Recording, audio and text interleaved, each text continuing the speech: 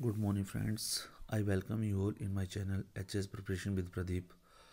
और फ्रेंड्स, मैं अभी आपको यूनियन पब्लिक सर्विस कमीशन की तरफ से जो सेंट्रल पुलिस ऑर्गेनाइजेशन जिसको CAPF भी बोलते हैं कि जो एडवर्टाइजमेंट आई हुई है 15 अप्रैल 2021 को, उसके बारे में बताना चाहता हूँ।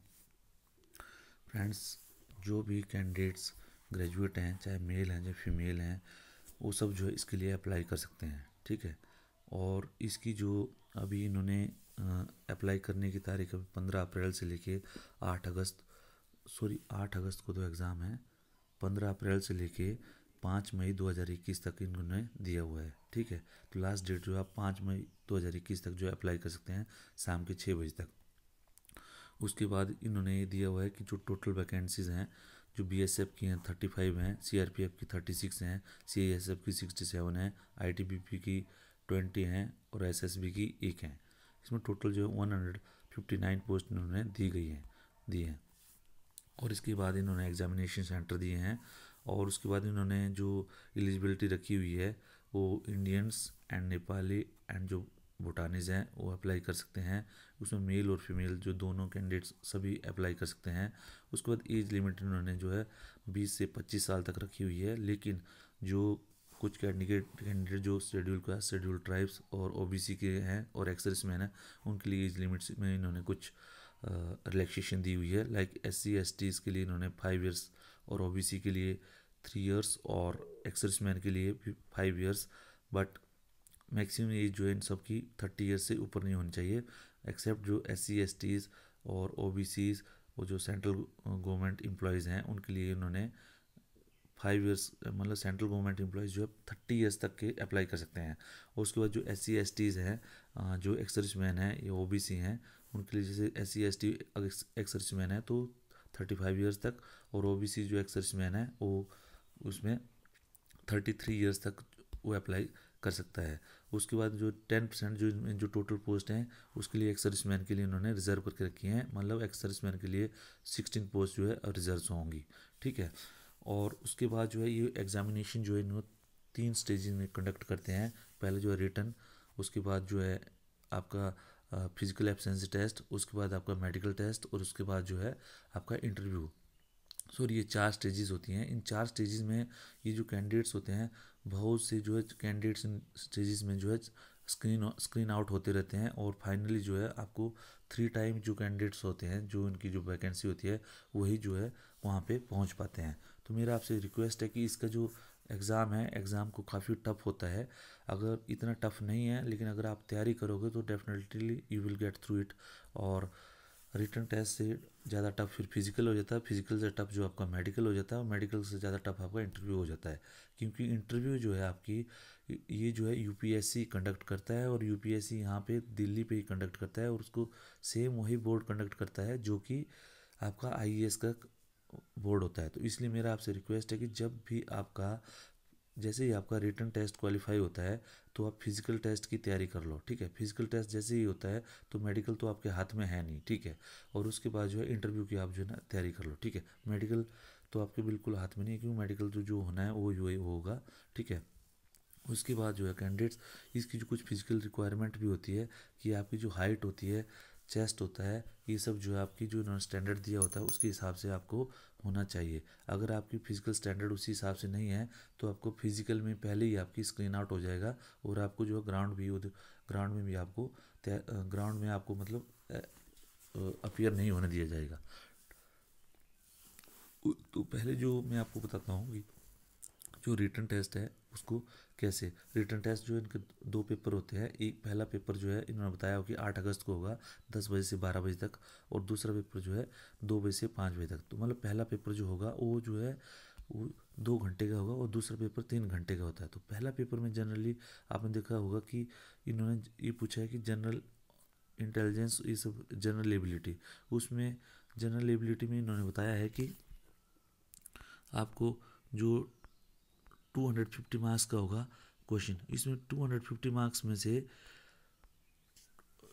125 क्वेश्चन होंगे, और एक क्वेश्चन जो है 2 मार्क्स का होता है। और 125 क्वेश्चन जो है अलग अलग सेक्शन में डिवाइड होते हैं, जैसे पॉलिटिकल साइंस हो गया, हिस्ट्री हो गया, ज्योग्राफी हो गया, फिर रीजनिंग हो गया।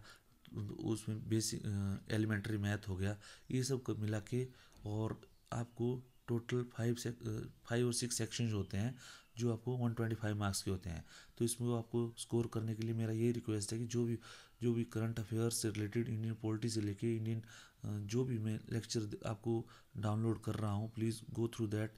उसमें आपको काफ़ी हेल्प मिलेगी, और आपको मेरा गारंटी है कि जो आपको बहुत अच्छी तरह से जो है आपको क्वालिफाई करने में बहुत हेल्पफुल होगा।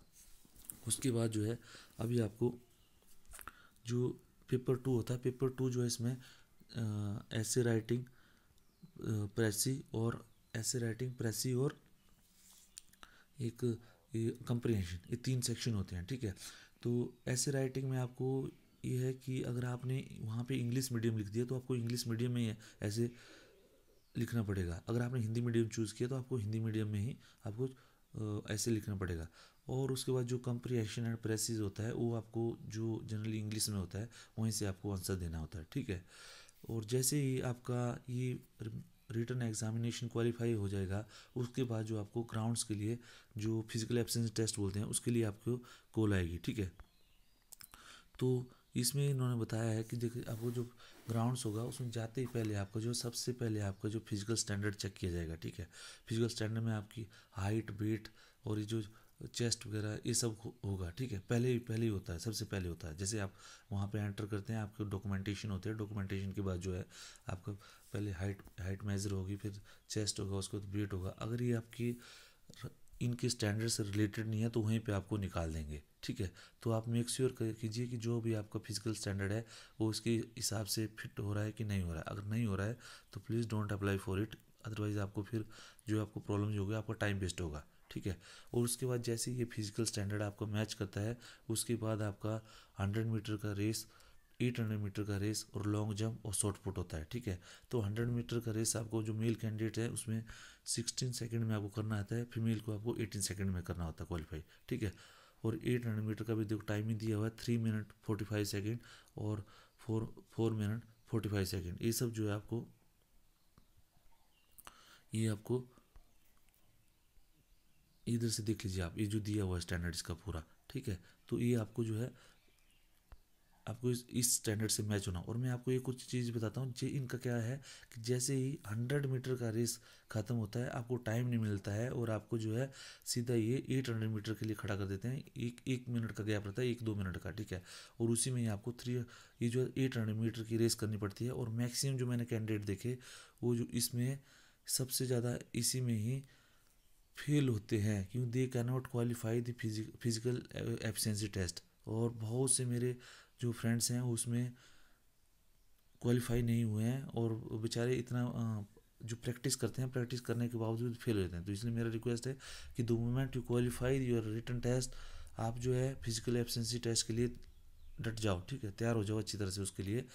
और उसके बाद जैसे ही आपका फिजिकल एफिशिएंसी टेस्ट क्लियर हो जाएगा, उसके बाद आपका उसी सेम वहीं पे जहाँ पे आपका फिजिकल एफिशिएंसी टेस्ट हो रहा है वहीं पे दूसरे दिन से आपका जो है पूरा आपका मेडिकल टेस्ट शुरू हो जाएगा। और मेडिकल टेस्ट के 1 और 2 दिन लगते हैं, इसलिए जहाँ पे भी आप जाते हो फिजिकल एब्सेंट टेस्ट के लिए 4-5 दिन के लिए वहाँ जो आप रेडी होके जाओगे, आपको 4-5 दिन वहाँ पे स्टे करना है। आपका 2-3 दिन जो है पूरा ये मेडिकल चलता है। मेडिकल के बाद जो है आपका पूरा मेडिकल होने के बाद जो है आपका फिर उसके बाद वो मेडिकल का रिजल्ट आपको वहीं के पे बता दें कि आप क्वालिफाई है कि नहीं है।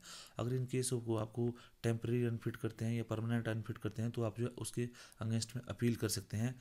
और अपील करके आपका जो फिर उनका जो सेंट्रल पुलिस ऑर्गेनाइजेशन के जो कंपोजिट हॉस्पिटल है, लाइक जड़ौदा कला इन दिल्ली और बेंगलोर में भी है, और ऐसे कुछ इनके हॉस्पिटल हैं, वहाँ पे आपका जो है टेस्ट होता है। फिर वहाँ पे टेस्ट होता है, अगर वहाँ पे अगर वो देखते हैं बोर्ड बैठता है, फिर से वो देखते हैं कि आप फिट हैं कि अनफिट है। अगर आप अनफिट हैं तो फिर आपको वहाँ से वो डिस्क्वालीफाई कर लेते हैं। अगर आप फिट है तो आपको इंटरव्यू के लिए वो अलो कर देते हैं।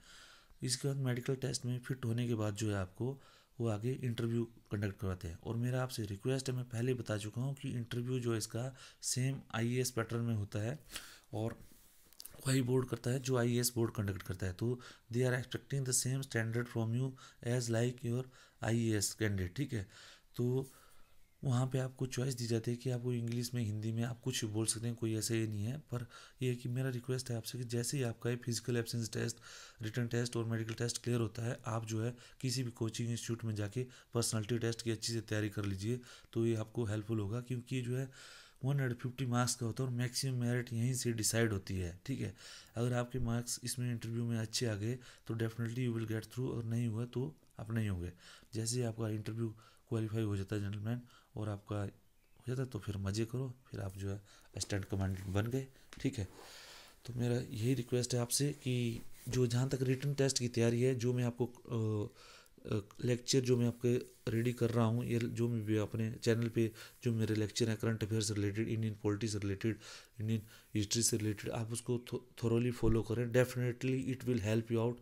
मैं आपको गारंटी देता हूँ कि जो भी मैं क्वेश्चन उसमें डाल रहा हूँ, इसमें से 75% या 80% क्वेश्चन जो है उसमें पक्का आएंगे। तो please go through it. And मेरा रिक्वेस्ट आपसे है कि मेरे चैनल को लाइक करें, सब्सक्राइब करें और शेयर करें। It will help you out. Thank you very much.